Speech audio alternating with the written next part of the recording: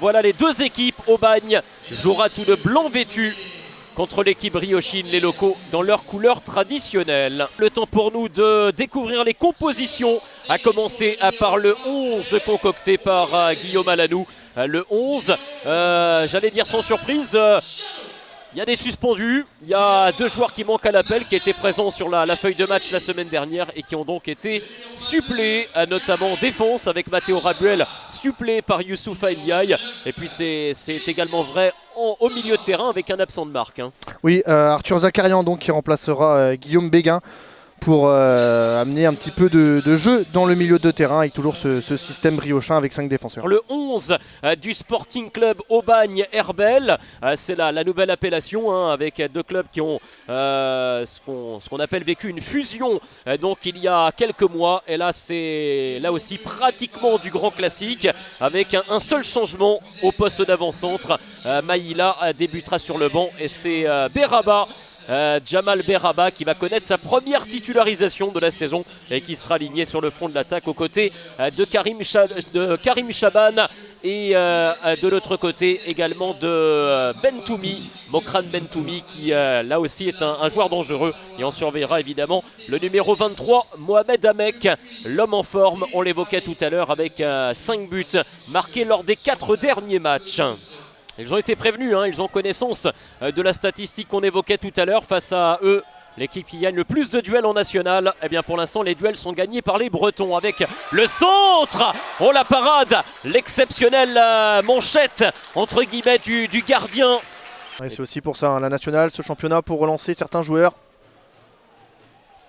Et puis on connaît le potentiel du côté de Marseille pour connaître de bons joueurs avec ce ballon. L'arrêt dans un premier temps et le but ensuite. L'ouverture du score d'Aubagne sur un contre magistralement mené. Et en deux temps, l'ouverture du score. Karim Chaban, le numéro 7, qui est allé mystifier le gardien. Il lui a fallu deux occasions tout de même, mais c'est lui contre le cours du jeu finalement dans ce début de match qui était plutôt acquis à la cause des briochins, mais un contre à la limite du hors-jeu. Ouais, à la limite du hors-jeu, une mauvaise couverture de la charnière briochine, et derrière Karim Chaban qui ne pardonne pas en deux temps. Plus de 3 mois, une éternité pour les joueurs de Guillaume Alanou. Attention à cette récupération très haute encore avec Bentoumi pour Chaban. Chaban qui a cette fois-ci écrasé sa frappe, heureusement pour la défense bretonne. C'est un milieu central. C'est parti pour Mohamed Amek, ça passe à côté au pied du poteau. Le ballon qui vient s'écraser et a terminé sa course en sortie de but. C'est un petit peu brouillon ces transitions là pour Saint-Brieuc. Avec Diaby qui s'est fait piquer le ballon. Mickaël Fati peut-être dans la surface. Oh, qui manque totalement son intervention devant le but. On n'a pas trop compris ce qu'il voulait faire là pour le coup. Zakarian va tenter d'aller chercher ce ballon de l'autre côté. Bonne relance dans les pieds de Bentoumi. Mokran Bentoumi qui a transmis à Bilal El Kadouri. Kassim Daouma avec Noïm Chibani. Ouais, la passe en profondeur avec Ndiaye qui a été dépassé. La balle de 2-0, elle est transformée, le ballon du 2-0, et il est inscrit par Jamal Beraba. Mais semble-t-il pour sa première titularisation de la saison et premier but personnel pour Jamal Beraba. Ça fait 2-0 après 21 minutes de jeu. Aubagne s'envole. Ouais, ça va le mettre en confiance. Et encore une fois, Saint-Brieuc qui se fait prendre dans le dos. Ouais, complètement dépassé, la défense briochine. Et là, c'est Youssoufa Ndiaye qui a été pris. Ouais, il assiste aussi à la défaite pour l'instant de son équipe. Ouais, pas satisfait forcément par ce début de match, même si ils essayent, ne lâchent pas. Oh, incroyable ce qu'a réussi Arthur Zakarian, la frappe de Zakarian, le numéro de l'ailier Griffon, qui a réussi un geste technique absolument splendide. Une bonne situation pour les briochins de recoller au score. Ouais, les coups de pied arrêtés, pourquoi pas.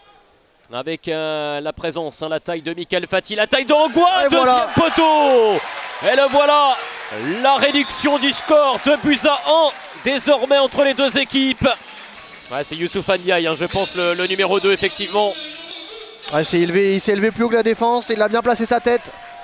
au fond des filets. Et voilà qui relance le match ici à Fred Aubert. Passé de défenseur central pratiquement à attaquant sur ce pressing. Allez, Michael Fati en face à face avec Mdaoma. Il peut s'appuyer sur Royao. Royao à l'entrée de la surface. Va-t-il nous inventer quelque chose, Royao? Le coup de sifflet de l'arbitre central, c'est la pause ici à Saint-Brieuc au terme d'une première mi-temps spectaculaire. Une première mi-temps qui tourne à l'avantage de Aubagne. 2-1 pour les joueurs venus de Provence. Quand on sait les pépites qui sortent du centre de formation de Lyon. Lopez, Zakarian, les deux ailiers remuant la frappe de Zakarian. Elle était belle, elle était soudaine et le gardien était resté figé d'ailleurs sur sa ligne. Elle est restée droite, cette frappe puissante d'Arthur Zakarian qui a repiqué dans l'axe pour armer derrière. Beaucoup de courses, on le sent, il y a beaucoup de motivation, de l'envie d'aller égaliser pour Saint-Brieuc avec la frappe lointaine. Léo Yobé maintenant, le ballon piqué, c'est sur le poteau. Le ballon de Léo Yobé qui termine sa course sur le poteau gauche de Jordan Gilles. Quelle occasion pour le Stade Briochin, mais ça a le mérite en tout cas de réveiller tout un public. Attention à cette récupération dans le rond central. Elle est peut-être là, l'opportunité pour les sudistes. Avec Karim Chaban. Chaban pourra doubler l'arrêt de Lostis. La parade de Franck Lostis qui conserve son équipe toujours dans le match. Le jeune Dorival a l'air bien décidé, c'est parti. C'est au-dessus pour le numéro 14. Il a pris l'initiative de tirer. Pourquoi pas un peu de vif à l'avant. Le deuxième ballon à l'entrée de la surface avec cette tentative de Boubacar Diakabi qui passe au-dessus de la barre transversale. Il avait bien suivi le piston briochin, mais malheureusement sa tentative passe légèrement au-dessus des cages de Jordan Gilles. Avec du monde dans la surface. Le ballon sorti premier poteau avec Enzo Maïla. Enzo Maïla qui a la fraîcheur, qui a les jambes et qui se projette avec 50 mètres gagnés. Mokran Bentoumi, oh la tentative de ballon piqué, c'était remarquablement joué. Et il a fallu évidemment toute la vigilance de Franck Lostis, mais quel contre et quelle finalisation signée Mokran Bentoumi. Et corner pour son équipe, le Sporting Club d'Aubagne. Aubagne Herbel, c'est parti avec au deuxième poteau. Oh l'arrêt quasi miraculeux de Lostis. Le chaos, on y vient, on s'en rapproche maintenant avec Abdallah. C'est vrai qu'Alexis, on est plus proche du 3-1 que du 2-2. Bentoumi encore, Bentoumi sur son pied gauche, la frappe, le but voilà.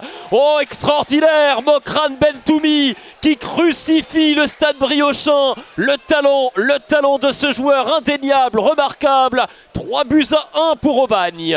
Ah, c'est bien joué de la part de Mokran Bentoumi.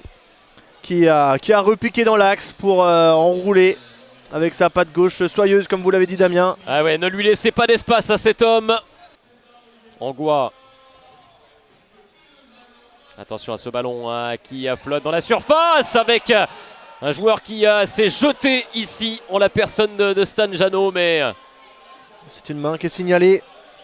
C'est terminé, ce soir c'est une nouvelle défaite. Une 10e rencontre sans victoire, une dernière victoire, oui, qui remonte désormais à plus de 3 mois, c'était début septembre dernier. Et la bonne opération pour Aubagne qui l'emporte encore hors de ses bases. Une 5e victoire en déplacement, c'est la meilleure équipe du championnat à l'extérieur. Aubagne intègre le top 5 du classement ce soir.